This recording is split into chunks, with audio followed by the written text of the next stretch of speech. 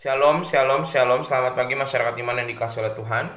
Kita bersyukur hari ini Tuhan memelihara kita dan memampukan kita untuk berkarya hari demi hari.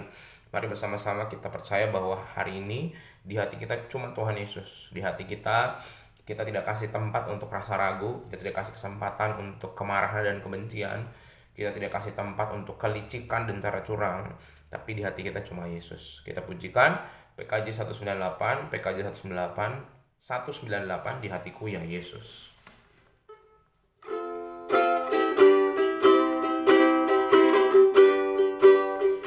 Di hatiku ya Yesus, Tuhan bersabdalah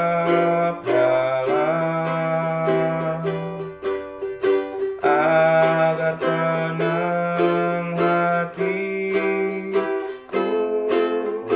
dan hilang khawatirku.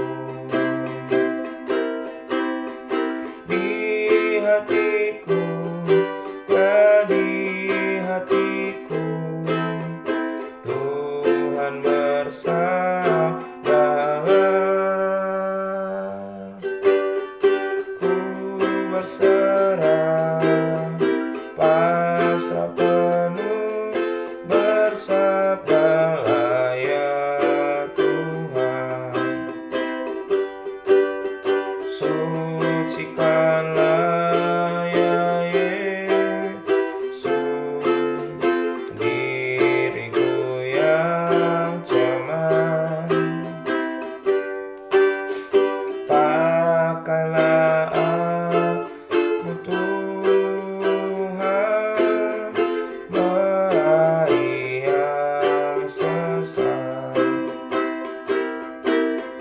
Di hatiku, ya di hatiku, Tuhan bersabdalah. Ku berserah, pasrah penuh, bersabdalah ya Tuhan. Mari kita berdoa. Tuhan, kami percaya Engkau bersabda hari ini melalui firman-Mu, mampukan kami untuk mengerti, terlebih memahami dan bijak dalam melangkah di hidup ini. Dalam nama-Mu kami berdoa. Amin. Bapak Saudara, bersama-sama kita buka Mazmur 60 ayat 1 sampai 10 Alkitab fisik. Mazmur 60 ayat 1 sampai 10 Alkitab fisik, Alkitab handphone 1 sampai 8. Mazmur 60 ayat 1 sampai 10 Alkitab fisik, Alkitab handphone 1 sampai 8. Dengarkanlah sabda Tuhan. Untuk pemimpin biduan menurut lagu Bunga Bakung Kesaksian Miktam dari Daud untuk diajarkan. Ketika ia memerangi orang Aram Mesopotamia dan orang Aram Zoba, dan ketika Yoab pada waktu pulang telah memukul kala 12.000 orang Edom di lembah Asin, ya Allah, Engkau telah membuang kami, menembus pertahanan kami. Engkau telah murka, pulihkanlah kami. Engkau telah menggoncangkan bumi dan membelahnya, perbaikilah retak-retaknya, sebab bumi telah goyang. Engkau telah membuat umat-Mu mengalami penderitaan yang berat. Engkau telah memberi kami minum anggur yang memusingkan. Kepada mereka yang takut kepadamu telah Kau berikan panji-panji tanda untuk berlindung terhadap panah, supaya terluput orang-orang yang Kau cintai. Berikanlah keselamatan dengan tangan kananmu dan jawablah kami. Allah telah berfirman, di tempat kudusnya aku hendak beria-ria. Aku hendak membagi-bagikan Sikem dan lembah Sukot hendak kuukur. Punyaku Gilead dan punyaku Manasye. Efraim ialah pelindung kepalaku, Yehuda ialah tongkat kerajaanmu. Moab ialah tempat pembasuhanku. Kepada Edom aku melemparkan kasutku, karena Filistia aku bersorak-sorai. Bapak Saudara pernah tahu lagunya Queen yang judulnya We Are The Champion, My friend, and we keep it fighting to the end. We are the champion. We are the champion. Lagu yang sering dinyanyikan kalau mau setelah menang atau mau menang dalam sebuah pertandingan. Saya nggak tahu sih kalau di Bapak Ibu kebiasaan gimana, tapi seingat saya dulu saya di Jakarta di SMP SMA kalau lagi tanding bola basket atau pertandingan apapun, kami nyemangatin grup kami dengan nyanyi lagu ini. Ini merayakan kemenangan, tapi kita yang menarik adalah kita nggak pernah ada lagu untuk merayakan kekalahan. Cuman ada kemenangan. Karena kekalahan itu nggak pernah disukai orang. Tapi masalahnya kenyataan hidup ini kita nggak selalu berkemenangan. Jadi apa makna dibalik kekalahan dan kemenangan yang dirasakan oleh seorang manusia? Bapak Saudara, Mazmur hari ini Tuhan mau mengingatkan kita, mengajak kita untuk melihat kekalahan dan kemenangan dari sudut pandang Daud sebagai Raja Israel. Pertama, dalam bacaan kita tadi, teriakan Daud supaya Allah memulihkan mereka karena mereka kalah. Karena mereka tidak mendapatkan apa yang mereka harapkan. Dan merasakan apa itu makna kekalahan yang betul-betul mendalam.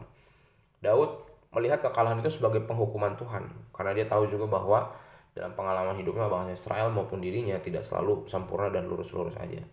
Tapi Daud tidak mengeluh kepada Tuhan, apalagi menyalahkan Tuhan untuk kekalahan yang dialami. Dia melihat bahwa ada pengajaran yang Tuhan ingin sampaikan kepada umatnya. Nah, kalau Bapak Ibu baca lanjutannya juga, berdasarkan janji Allah akan kemenangan, Daud juga merasakan kemenangan yang berasal dari Tuhan. Bahkan sebelum dia menang, tapi dia tahu bahwa berikutnya dia akan menang. Ya, jadi sebuah langkah iman bahwa menyadari bahwa kemenangan kekalahan itu cuma fase dari hidup kok, dan datangnya selalu silih berganti. Kalau hari ini kita kalah, besok kita menang. Kalau besok kita menang, besok lagi kita kalah. Nggak ada orang kalah terus, nggak ada orang menang terus, bahwa berganti-gantian. Dan kemenangan atau kekalahan itu bukan atas dasar kemampuan kita sebagai manusia yang berperang, tapi karena semata-mata perkenan Allah. Kalau saya kalah berarti Tuhan sedang tidak berkenan sama saya dan Tuhan ingin mengajarkan sesuatu pada saya. Kalau saya menang bukan karena saya hebat, tapi karena Tuhan yang izinkan dan berkenan kepada kita. Jadi itulah sumber kemenangan Daud, dan ini harusnya juga jadi sumber perjuangan kita. Kalau segala sesuatu kita dapatkan itu dari Tuhan, nggak dapat juga itu dari Tuhan, berarti Tuhan menginginkan kita melewati kekalahan, menderita, ya. Bukan karena Tuhan jahat, tapi ingin kita berproses, mempelajari, agar nanti ketika kita menang, kita tahu bahwa kemenangan itu bukan satu hal yang patut disombongkan, dibanggakan, karena itu kalah yang tetap harus dimuliakan. Nah, semoga kalah atau menang hari ini Bapak Ibu dalam perjuangan, pekerjaan, sekolah, relasi, pelayanan, Bapak Ibu tetap bersandar pada penyertaan Tuhan. Amin. Mari kita berdoa. Tuhan, terima kasih melalui firman-Mu hari ini kami belajar bahwa kami ingin melewati setiap kekalahan dan kemenangan yang datangnya daripada Tuhan. Ajarkan kami untuk melihat bahwa itu adalah bagian dari hidup. Tidak selalu orang harus selalu menang, dan tidak selama-lamanya orang kalah. Sehingga mampukan kami untuk menyadari bahwa itu semua dari Tuhan. Maka kami harus mengejar untuk hidup selalu taat kepada Tuhan. Kami serahkan dalam nama kami berdoa. Amin. Selamat pagi, Tuhan Yesus memberkati, tetap bersemangat.